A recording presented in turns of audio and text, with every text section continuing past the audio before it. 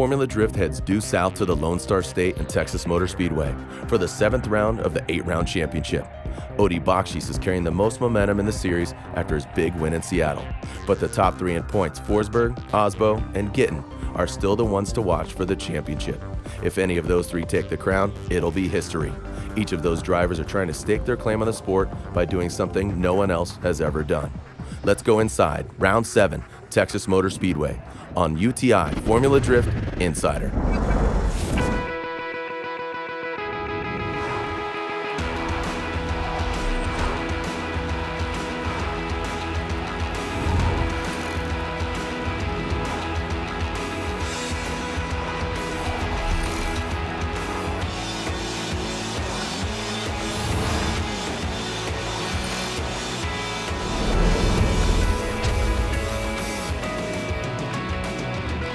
At Round 6 at Evergreen Speedway, a driver favorite track, drivers would need to push hard in order to stay on top and fight for a championship.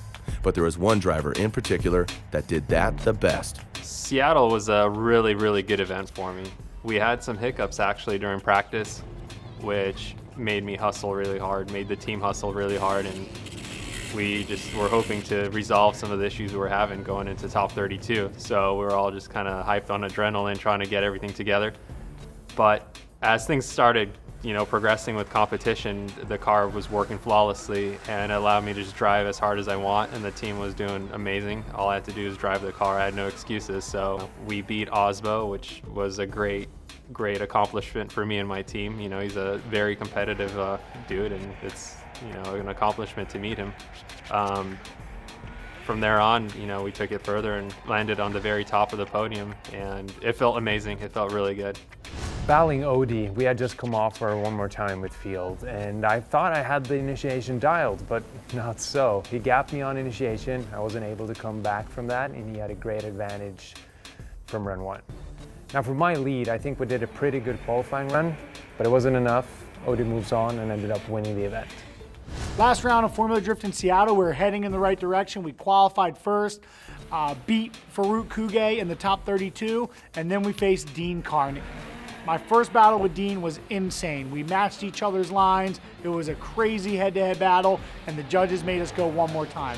During that one more time battle, once again, it was a crazy, no holds bar, head-to-head, door-to-door battle, but the judges chose that Dean had bested me, sent us packing home early. Last round at Evergreen Speedway, we finished 3rd place. It was very nice to be back on the podium because we were on a dry streak since Long Beach. That was the last podium that we were on. Felt great. The car felt great all weekend. It was kind of as if the battles were too easy, too smooth. It went by a little too easy until we hit Odi in the top 4.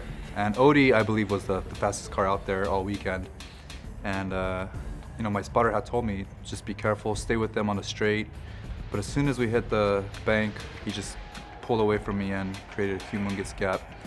Tried to reel him in, got really close to him at the touch and go, and maintained proximity from there to the finish line, but it just wasn't enough. I did the absolute best I could on my lead run, but he was right there.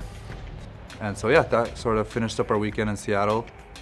But again, the car felt great. Moving on to the finals, we had Odi Bakshis, and he qualified higher than us, so we had to chase him first. And as we moved through the chicane and down the straightaway, we weren't really going as fast as I was anticipating, and we get to the initiation point, and he throws out a clutch kick, and he kind of pulls like a 2 or 3 car length gap just right there. And as I get into drift, we're trying to close this gap up and get back on his door. And what happened is, as we're coming off the end of the bank, I'm still just trying to truck in there and get nice and close for the transfer, and I just drove in a little too deep, and my front tire rubbed into his car, and it just caused my car to spin out, giving us the obvious deficit, 0, whatever you want to call it. The runs with Forsberg ended up being a little bit easier than I thought. I anticipated this is going to be tough and really close, and after I led the first run, my spotter informed me, hey, Chris fumbled behind you pretty bad, and that kind of set in. I'm like, okay, now I got to just keep it together on my second run. But I'm not going to sandbag. I want to show like, hey, I'm up for running and, running hard and keeping it tidy at the same time. So following Chris, I, did what I had to do as a chase driver. Even though I knew Chris was at a deficit, I still try to maintain composure and just, I feel like I gotta show everyone I could do it. No matter what kind of position I'm in, I could still drive hard and with the top guys. So it worked out really well. There's no mistakes on my part following him. It was a good event, good experience, and I felt really good throughout the event. With Odie having won in Seattle, he and the 31 other drivers will now pack it up and head to Texas Motor Speedway. Formula Drift on CBS Sports Network is being brought to you by Universal Technical Institute, chosen by industry, ready to work. By Blackview, dash cameras. And by Hankook Tire, driving emotion. At Texas Motor Speedway, there are many elements to conquer as a driver. There's of course the heat, but with this unique track layout, the addition of the heat makes this already fast and challenging course even harder. And that's before you even have to face any of your opponents. We started off the season really trying to work on getting that championship, but the consistency has been playing a huge role, especially with drivers like Chris Forsberg, where he's been on the podium 5 events in a row, and he's sitting in first place right now. So if we can finish off the season strong with 2 strong performances, I'd be extremely happy with that. This is a really important, event for the championship. The guys that are battling for the championship, they can't slip up at all here. It's right now the way the season is. It's a really close point chase going into the championship. The top 3 guys are really close together. I'm really close to being in the top 3. And this is an event that I could break through into that top 3 and carry that through Irwindale. So it's very important to me, but I know it's really important to the guys that are ahead of me. So everyone's pushing really hard and making sure they're doing everything they can to finish off the season strong.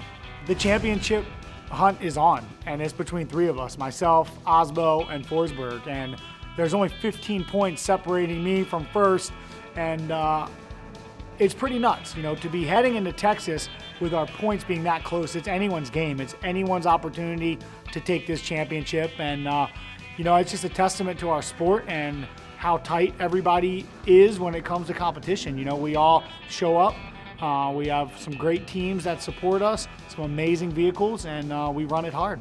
Yeah, Osbo and I have been going back and forth with the championships for a couple years, and so being in the lead right now, even if only by a few points, is a great spot to be. And as we move towards Irwindale, no matter what happens at this round, there's still another round for either of us to move up or down. So it's definitely not over yet, and it's going to be a crazy battle to the bitter end. And we still have Vaughn in the mix too. It's not just between me and Osbo. Vaughn has as much of a chance to win this championship as we do, and so it's gonna get really interesting because normally there's only 2 people kind of battling out, and this is one of the first times that we've had 3 guys legitimately able to win the championship, not just numerically, but just 3 guys in the run. We're now in round 7 of the championship, and the chase is just crazy this year. There's a couple points here and there spreading the top 3 apart. We're sitting second. We've won here in the past. Love this track, qualified first last year, but then again, it's one of the trickiest tracks on the schedule. I got lost in the smoke last year, and I think this is one of those events where you have to leave it all on the line, gamble a little bit, and hope for the best. Texas is a fast track. It's not my favorite based on the layout and the fact that we are physically in a smoke trail for like half of the run. And so it just makes the tandem very, very difficult. It's unfortunate to rely on kind of muscle memory and a little bit of luck to get through one of 3 turns in a Formula Drift course instead of just straight technique. But sometimes that's what it takes. Every driver can put down a good lead run here, but not every driver can put down a solid chase. So the good chase guys are going to do really well out here. It's extremely important for me to do well because we had quite a bit of bad luck here last year. I totaled my car. So, coming here, getting reacquainted with the track, with that same wall, and just going back at it and testing my luck out here. But at the end of the day, this is what we do. We throw ourselves at walls. We go out there and push the limits as hard as we can. And I'm extremely focused this weekend. When we come back, the world's top drifters will put on their cowboy hats and get ready for a gunfight. Formula Drift on CBS Sports Network is being brought to you by Nexen Tire. Driving tomorrow. By FormulaD.com. For merchandise, tickets, and series information, head to FormulaD.com. And by the U.S. Air Force. Aim high. As the top 16 bracket is set, the contenders are looking at their position in the bracket to see who they're going to face. Drivers want to know who they're going to have to do battle with and who they may have to do battle with as the competition goes on and people get knocked out. One driver who's arguably the most confident in his abilities to win is rising star Matt Field. I've never won against Vaughn, but all I can say is today I think is the day. Fortunately for me, I was able to position myself leaving clip 1 right next to him. When you do that at this track, it's pretty much the only way that you're able to see anything. I think with him, he dropped a little bit of ground behind me right after initiation and was blind. After that, I think he was pushing really hard past clip 2 to get out to outer zone 3 and try to draw, close some ground. At that point, he over-rotated and that was it. We're moving on. It's a big win for Field, and as Frederick Oswald looks on, he realizes how important that battle was for his chances at a second championship. Wrapping up our Texas round here, qualified first, finished 9th overall, left with some decent points, and Irwindale's coming up. The game's not over till then. We're battling for the championship all the way to the end, and you can't win them all. So I'm going in there with a positive attitude, ready to put this Mustang on rails and kill it at the House of Drift. Up next, veteran Dai Yoshihara and Forrest Wang take stage. Coming across inner clip 2, he flew off the track, I think 4 wheels, and at that point, it was unanimous. And other than that, everything was textbook. We ran the course smoothly, we followed very smoothly, and it worked out in our favor. Ken Gucci is looking for some openings against Christoph Blues in order to gain some ground on the top guys. Just wasn't enough. In the lead position, I did the best I could, closest to a 100-point qualifying style run, but when it came to the chase, he just left me right off the bat. So I'm coming back strong for Irwindale, I guess. 2013 champion Michael Essa has a tough time on his initiation and makes contact with Odie, forcing repairs on Odie's car. They get 10 minutes because they were not at fault, but then there's another 5 minutes they can call their standard 5 minutes. These are the moments that define the tenacity of a team. Odie's crew works hard to make repairs to his vehicle, stripping damaged parts and working as a cohesive unit in order to give their driver a shot at moving on against Michael Essa. Every second counts, and they try their hardest to make sure they repair the car in time, but also not overlook something that can make the car fail on the run. The clock is ticking, and Odie's team almost times out, but just in the nick of time, his crew buttons up the car, and with just 1 minute remaining, Odie makes it to the line and prepares to battle Essa. Here we go. Odie's car holds, and he beats Michael Essa. Next, Ryan Turk and Alec Honadell line up. It was a hard-fought battle. Both runs were a lot of fun, but we had a few mechanical issues, so we had to fight through those. Turk's always a great driver. We've gone against each other a few times. We both won and lose some, so glad to come out on top and moving on to grade 8 now. International drifter Mad Mike Redette does battle with Tyler the Rock McCord. Tyler pushed 100%, I pushed 100%. We both had really solid runs. I went one more time with the judges, and again, it was identical again. The judges picked us and favored a win. We had a lot of repairs after the hit with Dean Kearney in top 32. I think it was a little too much to overcome. The car never felt the same, and it just wasn't enough to beat Mad Mike, and he's moving on. Went against Jeff Stoneback here in top 16, and he's an absolute beast right now. Ended up in it one more time. Then one more time, Steph and I decided we wanted to step it up a notch. We did. Moved on by the slightest of margins, but we'll take it. We're now in the top 8. I knew I had to step it up again and basically tried to do the same run, just stick it on his door. I was better in proximity, but on his chase run, he was just on my mirror. So hats off to him. He's an amazing driver. I look up to him, but that was fun. It was a great battle. Just went up against Justin Pollock, and we got the win moving into the top 8. It wasn't the best driving out there. It was a lot messy. Like I said, visibility here is terrible, and so we went one more time. On the second run, he had a major mechanical failure, did not complete his first run, so it was enough to get the win, but we need to make sure that we stay right up in the pocket on our next battle with Osbo, because that type of driver is not going to win the event. After big wins in the top 16, both Matt Field and Forrest Wang do battle against each other. We just got done with our grade A battle against Forrest Wang. We got the win. We were able to stick with him on the follow run and put a little bit of distance between us on the lead run. Came out on top. Yes. Thank you, boy. Oh man, dude, it was tough. I mean, we played it smart. Played it perfect. Played it smart. That's what we needed to do. Yeah, you gapped him. The car's fast, boys. Real fast. We were supposed to go up against Mad Mike, but due to him having a few mechanical issues with his intake manifold, ended up having a bye run, which I never like having. I always like having a great battle, but points are points, and we made it through, and we're up against either, I think, Osbo or Forsberg, so I'm ready for it, and hope maybe get Forsberg. I want that redemption, so it'll be fun. So the runs with Chris Stapps, my crew gave me a car that's 100% after the collision with Essa, and I gave it all that I could. Everything was actually working well, and you know, the first go around, we got it one more time. I felt like I laid down really clean lead run and just hit all the zones, did a qualifying run like we were asked to do. Second time around, I drove my heart out. You know, I tried to dig as fast as I could, chasing Chris Stapps out of the first turn, and his car is just lightweight and fast, man. I mean, at this round, he just had a faster vehicle than us, put it bluntly and honestly. We'll work on that, build on that, and come back stronger.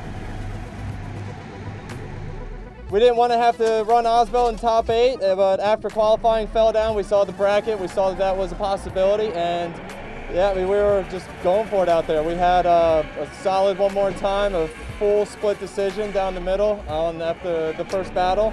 And so the second one, I knew I had to push a little bit closer. I stayed nice and tight all the way till inner 2, and I fell back a little bit, just got lost in the smoke with him. And then kind of similar thing happened with him behind me on my lead run. He got lost behind the smoke and made a big error at inner clip 2 as well. You know, I thought Chris was going to be very close to Stoneback, in many ways it is, with the same car and everything, but he has the experience now to where I think he picks his line to where it makes it a lot harder to follow. So I think he was a little track left going into turn 2, which fills up my windshield with the smoke even more. Live and learn, you know, monkey see, monkey do. We can do the same. We had the better car today, absolutely hands down. We had more speed, but I think this is a big lesson, and we'll come back swinging. Formula Drift on CBS Sports Network is being brought to you by Universal Technical Institute, chosen by industry, ready to work. By FormulaD.com. For merchandise, tickets, and series information, head to FormulaD.com. By Nitto Tire, fueled by enthusiasts. And by Blackview Dash Cameras. The Final Four is here, and with 2 championship contenders out and only 1 remaining, things are getting shaken up here as this sold-out event in Texas unfolds. We just took out Blues by playing it smart. He had a problem in the follow position, blew off course right after zone 2. We laid it down, played it really smart in the follow position, didn't apply pressure when we didn't need to, but stuck with him throughout the course, about a 2-car gap. Took the win. Moving on to the finals, baby. It's been a while. Actually, since here, 4 years ago now, so I'm ready. I think I wasn't expecting that Matt Field is that fast on acceleration, so had to a little bit release the throttle. On that point, I got into a smoke wall and just got lost. It was definitely a tough battle. We led first, we put down a nice solid lead run, and then he just made a real big mistake on his lead run. He went real deep, real big angle, typical Alex style, which is usually pretty rad, but I think he just went a little too deep and lost the edge of the track. As soon as he touched that dirt, he lost grip and just sailed off the track. So got the win, moving on to the final round. Matt Field has been literally just smoking people off the track, and so he definitely always puts out a ton of smoke, and well, we just got to do the best we can to stay on the inside of that. Matt Field and Chris Forsberg are in the finals. For Forsberg, he is guaranteed another podium, which makes 6 this year, a feat not accomplished since 2010 by Vaughn Gittin Jr. For Field, on the other hand, this is a chance to get his name in the mix as a contender for years to come. Matt says he would not get out of bed if he didn't think he could become a champion, and right now, he has a chance to prove it against the most decorated champ of all time. Final battle with Matt Field, we had a nice lead run, we put the car in the places, he had a very small correction, and we thought it was, I wouldn't say our favor, but at least even. And so we knew we had to be nice and close. He was on us through turn 1. So I pitched in. We were sailing in towards his car and trying to get into that pocket, staying ahead of the smoke trail. That was the biggest factor of the whole night, not just with us and our competition, but everyone else. You could see if you fell back behind that rear wheel, you were just done for. So I was just trying to get nice up and into that pocket. Just drove a little too deep, was off throttle trying to, slow the car down, and he just had a little more side bite than I did, and he slowed up just a little bit quicker, and I bumped into him. So.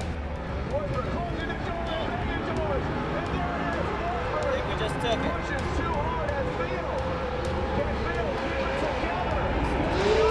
Keep it together.